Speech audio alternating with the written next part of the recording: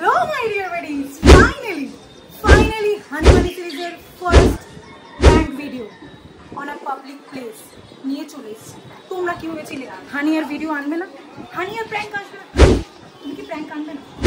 কি চ্যালেঞ্জ আনবে না? কি হতে পারে? এটা কি হতে পারে? আমি যেহেতু তোমাদের চ্যালেঞ্জ করেছি সো আমি সেটা করে দেখাবো। ফাইনালি তোমাদের প্রত্যেকের ডিএম রিকোয়েস্ট পেয়ে আমার মাথা খারাপ হয়ে গেছে যে দিদি ট্রেনের মধ্যে তুমি ব্রাইডাল মেকআপ করো, আর তাই জন্য আমি ভাবলাম আমার একটা বট ঘর। তো চলো আসা যাক স্টেশনে, দেখা যাক যদি কোনো বট ঘর পাই। আপাতত প্রচুর লোক চারিপাশে মধ্যে দেখছি, কিন্তু কারো কি পছন্দ হচ্ছে এটাই ভাবছি। যদি পছন্দ হয় তো দেখা যাক, মালা টালা কিনে নিয়েছি, ডাইরেক্ট গিয়ে বিয়ে করে বাড়ি চলে যাবো।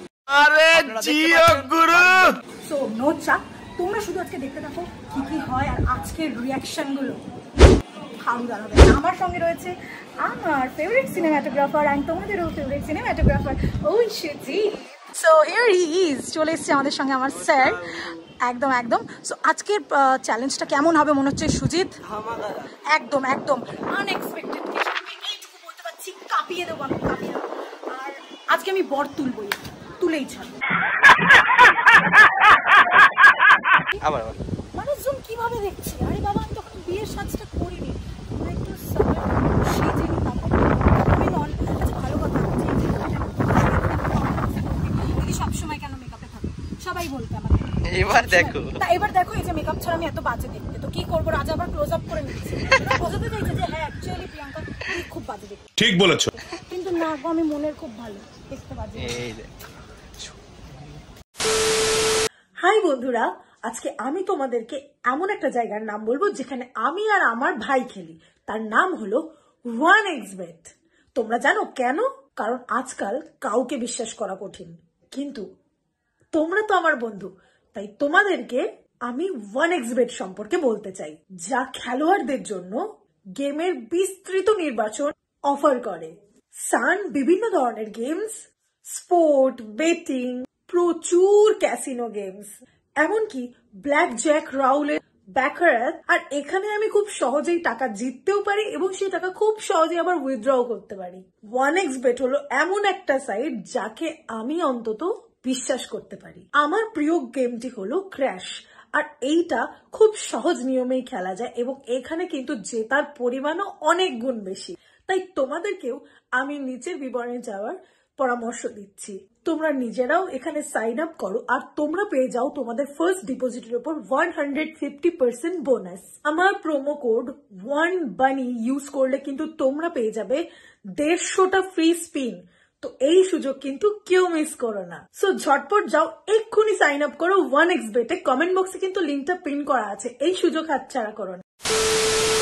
ফাইনালি গাইজ আমার বরযাত্রী চলে এসছে, দেখতেই পাচ্ছ ওই যে ট্রেন ঢুকছে। তো চলো আমি এখন উঠবো পালকিতে। টাটা। এই নাও, টুক করে কিন্তু উঠে পড়েছি আমি ট্রেনের মধ্যে, নিয়ে একটা কোনা দেখে চুপচাপ সেটে গেছি যে নাও চলো এদিকে আমি আটা ময়দা সুজি তুলবো। আর বেনারসি পরে অলরেডি দেখছি চারিপাশ দিয়ে মানুষজন আমাকে অদ্ভুতভাবেই দেখছে, কি জানি কার ছেলেকে নিয়ে পালিয়ে যাবো এরকম ভাবেই ভাবছে। আমি পাশে কাকিমা তো টেরি আমাকে যে শুরু থেকে দেখা শুরু করেছে সেই সব দিয়ে আর ছাড়েনি। তো যাই হোক, ওনার দেখাটার মধ্যে আমি একটা আলাদাই ভালোবাসা পাচ্ছিলাম। আর যেই না আমি এবার আমার থলির মধ্যে হাত ঢুকিয়ে আটা ময়দা সব বার করতে নিয়েছি, পাশ দিয়ে লাল জামা পরা মামনি দেখি উঠেই গেল। আমি বলো তুমি, আমি তো তোমায় বিয়ে করবো বলিনি, তুমি উঠে গেলে কেন? আমি স্ট্রেট, আমি লেসবিয়ান না, তুমি চিন্তা করো না। যাই হোক, কাকি আর বোঝাই। তো তারপরে আমি টিপে ফাউন্ডেশন আর বার করতে পারি না, ফার্স্ট স্টেপেই টেপাটিপি করতে লেগে গেছি। মানে বুঝতে পারছো তো কি অবস্থা? মানে তাহলে আর বরটা পাবো কোথা দিয়ে? নিজেই টিপে কিছু বার করতে পারি না, কপালটাই খারাপ আমার।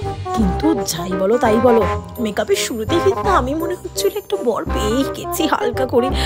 ওই যে আমার পিছনে ইয়েলো শার্ট দেখতে পাচ্ছ, দাঁড়াও তোমাদের কি মনে হয় একটু জুম করে দেখানো দরকার নাকি? বিকজ নাহলে তোমরা দেখবে কি করে। আর আমিও একটু সুদৃষ্টিটা করেই নি, অনেকক্ষণ তো হলো। বেচারা দেখি আমাকে টুকিয়ে দিয়ে দেখছে, টুকিয়ে দিচ্ছে।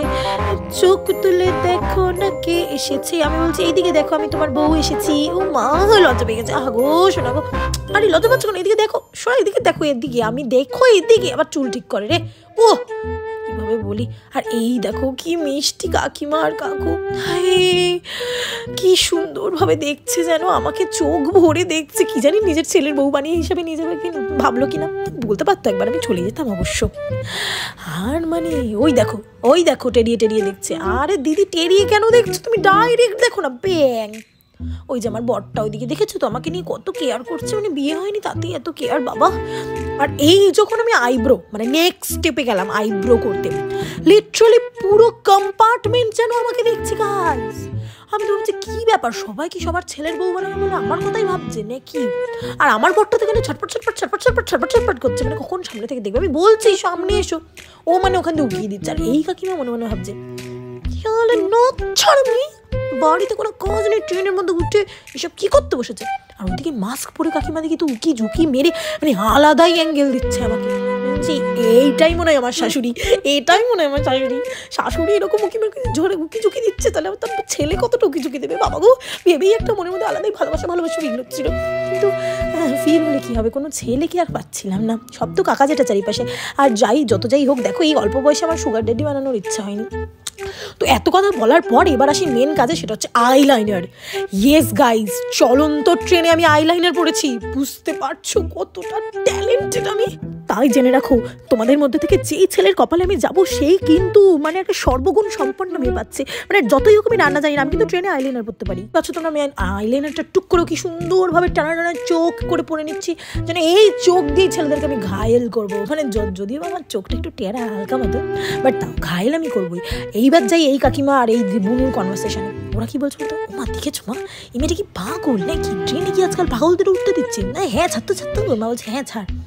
আর এদিকে কাকিমা, আরে ভ্যাটকা ছেলে, তুই এবার ক্যামেরা ঘুরিয়ে কি দেখাস, আমি কি দেখতে পাই না, এরকম একটা ব্যাপার। তো যাই হোক, কম্পার্টমেন্টের যখন পুরো কম্পার্টমেন্টে যখন অ্যাটেনশনটা আমাকে দিচ্ছে, তখন আমি তো মাঝখানে বসে আমার মেকআপের স্পিড বাড়িয়ে দিয়েছি আরও বেশি। মানে দেখো গাইস, প্রতিটা লোকের নজর আমার দিকে, প্রতিটা লোক হকারি ছেড়ে আমায় দেখছে, প্যাসেঞ্জার তার মানে প্ল্যাটফর্ম ছেড়ে আমায় দেখছে, মানে আলাদাই। আমার তো কনফিডেন্স তখন মানে কি বলবো, ওয়ান লেভেল আপ। ছেলে আজকে আমি পাবোই, আমি বুঝতেই পেরেছি। যতই আমি জীবনে কোনো বয়ফ্রেন্ড টেকাতে না পারি, যতই আমার দিকে কোনো ছেলে ফিরে না থাকা, কিন্তু আজকে আমি আমার দিকে কেউ না কেউ তাকাবেই, আজকে আমি বড় একটা তুলবই, আমি ভেবে নিয়েইছি তুলবই। আর এইদিকে অবশ্য এই সাদা জামা পরা ছেলেটা এমনভাবে যেন আমাকে দেখছে দু চোখ ভরে, ভাবছিলাম মনে হয় কথা বলবে। আমি অবশ্য একটু লুকটুক দিচ্ছিলাম যে হ্যাঁ বলতেই পারো। এমন সময় যা দিল তো, মানে কি আর বলি, সত্যি কথা। আর এই কাকিমা তো মানে আলাদাই রিয়াকশন, যে এই নচ্ছার মেয়েটা করছে কি, এর কি বাড়ি ঘর নেই, অদ্ভুত ব্যাপার, মানে অদ্ভুত।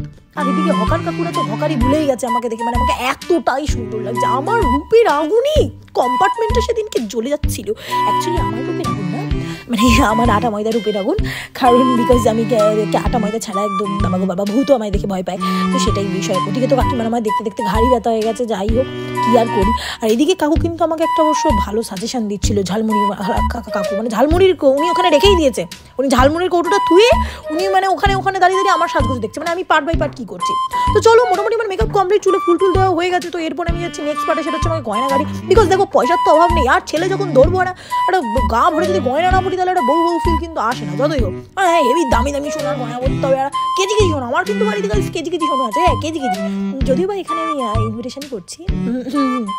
আরে কি বলো তো, মানে এত কেজি শোনা, তো আমি মানে ভাবছিলাম এত কেজি শোনা পরে কি করবো, একটু ইনভিটেশন করি, মানে নাহলে তো আবার দোকানদাররা খেতে পাবে না, বুঝতেই পারছো, সবার কথা একটু ভাবতে হয়। আমি একটু সমাজসেবা করি, তো এটাই তো, কিন্তু বিষয় হচ্ছে সমাজসেবা করতে গিয়ে আমি নিজেই বাড়ির থেকে গলার হাটটা পরে আসতে ভুলে গেছি। আর এদিকে কাকু আমাকে বলছে মনা বাড়ির থেকে গলার হাটটা পরে আসতে হতো। আমি ঠিক বলেছো কাকু, ঠিক বলেছো, তোমার তো অলরেডি একটা এক্সপিরিয়েন্স আছে, আমার তো নেই, এর জন্য প্রবলেম হয়ে গেছে। কি আর বলি, ঠিক আছে, এটা তো প্রথমবার বিয়ে করছি, দ্বিতীয়বার যখন বিয়ে করবো তখন আমি ঠিক করে আবার গয়নাগাড়ি আগের থেকেই পরে আসবো। প্রথমবারটা একটু ম্যানেজ করে নিই, দ্বিতীয়বার দেখে নেবো, অসুবিধা নেই।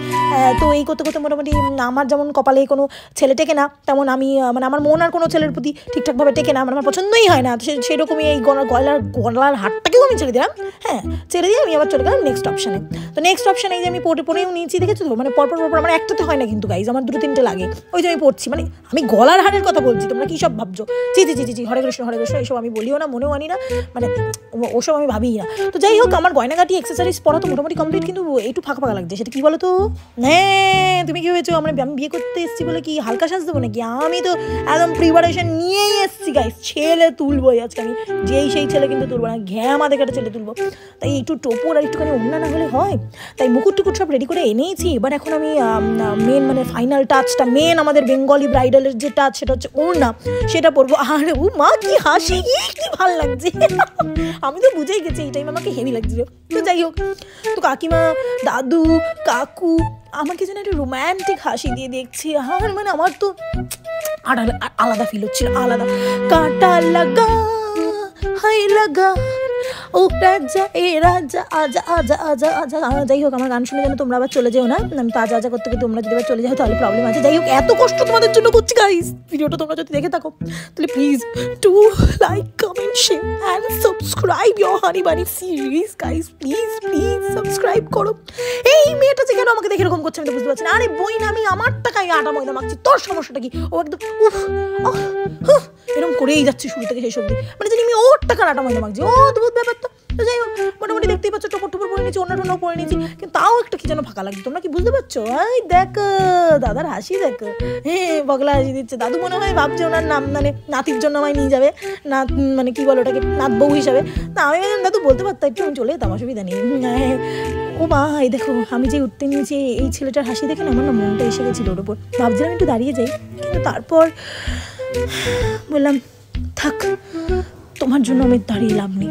কারণ প্রিয়াঙ্কা কোনোদিন পেছন ফিরে তাকায়নি, তাকালে সামনেই তাকিয়েছে। তুমি যখন আমার পেছন থেকে একবারও ডাকলে না, তখন কেন আমি পেছন ফিরে তাকাবো বলো? একবার তো বলতে পারতে সিমরান পালট পালট, সিমরান একবার পালট। যাই হোক, কি ভুলভাল বললাম জানি না, তো ওটাই বিষয়।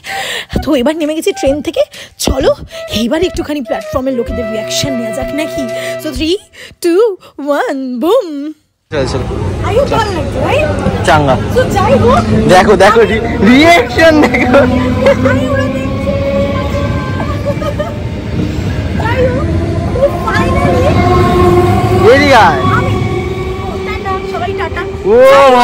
আমি জানি না পুরোপুরি আমি কি বউ লুকটা ক্রিয়েট করতে পেরেছি, তুমি এইভাবে কথা বলো। আমি পেরেছি কি না।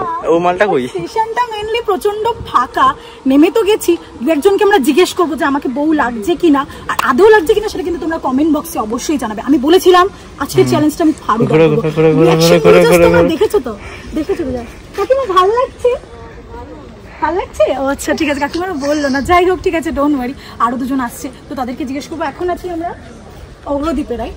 এবার এখন আমার বর খোঁজার পালা।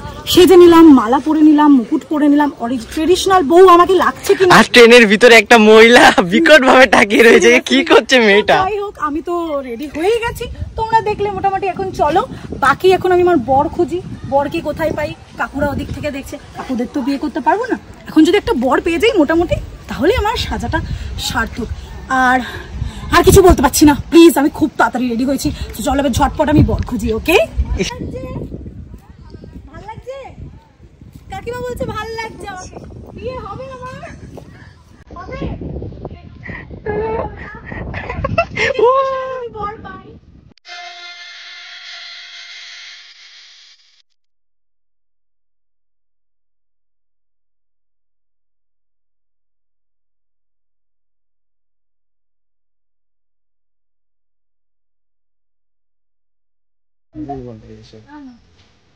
লজ্জা পাচ্ছে, ভালো লাগছে গো, ভালো লাগছে।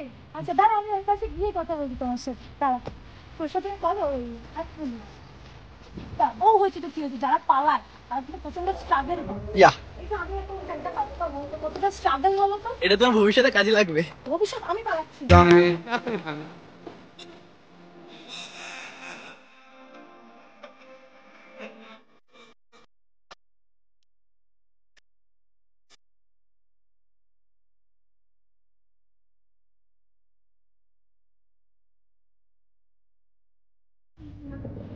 দিয়ে দাদু দেখো কি সুন্দর মানে তাকিয়ে আছে। ভালো লাগছে আমাকে, দাদুও বলছে ভাই ফোনটাকে কিনেছিল অনেক ঘুরতে। আচ্ছা যাই হোক, আমাকে কি ভালো লাগছে, কিন্তু বর হচ্ছে, কিন্তু বর খুঁজতে বেরিয়েছি। হ্যাঁ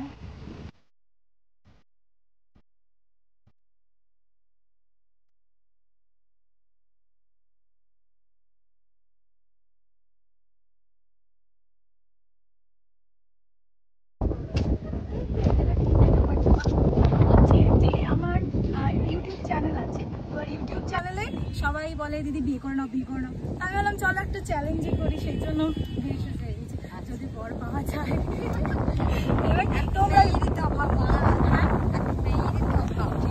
না গো, আমরা তো বরই পাই না, বিয়ে করবো কি? ঠিক আছে ঠিক আছে, এমনি ভালো লাগছে তো, তাহলে পাবো বলো বর একটা? ঠিক আছে চলো। বাড়ি কোথায়? আমার বাড়ি নবদ্বীপ, আমি নবদ্বীপ থেকে আসছি। না না ভালো লাগছে, ভালো লাগছে, তার মানে সত্যি আমাকে ভালো লাগছে। ভালো লাগছে কাকু? ভালো লাগছে, থ্যাংক ইউ। বর পাবো? আমি অ্যাকচুয়ালি বর খুঁজতে বেরিয়েছি। পাবো? ও আচ্ছা ঠিক আছে। সবাই বলছে বর পাবো, বাট বর কোথায় আমি পাচ্ছি আর না। কোথায় যাচ্ছি? অ্যাকচুয়ালি আমি বিয়ে করতে বেরিয়েছি, কিন্তু বর নেই। হ্যাঁ বর ঘুরে বেড়াচ্ছি। না এটা তো ভাই হয়, আমার নিজের ভাই। এবার আমি বর খুঁজছি, যদি বর একটা পাই একটু আশীর্বাদ করে দাও তো, যাতে একটা বর পাই। হ্যাঁ বর তুই পেয়ে যাবি। না না না না, তোর বরের এত বর ঘুরে বেড়াচ্ছে, একটা বড় পছন্দ না? না এখন আমাকেই কেউ পছন্দ করছে না। আমি এত সুন্দর মেয়ে, তোর বর হচ্ছে না কেন? বর হয়েছে না ছেড়ে দিয়েছি? না না বর নেই, আমি সবে 20 বছর বয়স, আমার পড়াশোনা করি। এবার বরের তাই বরের খোঁজে রাস্তায় বেরিয়েছে। তুই নাই সিনেমার নায়িকা? না না খুব ছোট কথা, সেরকম বড় কিছু নাই, ছোট্ট খাট্টা। আচ্ছা ঠিক আছে ঠিক আছে, টাটা টাটা। ঠিক আছে বলবি, ঠিক আছে। ভালো লাগছে আমাকে?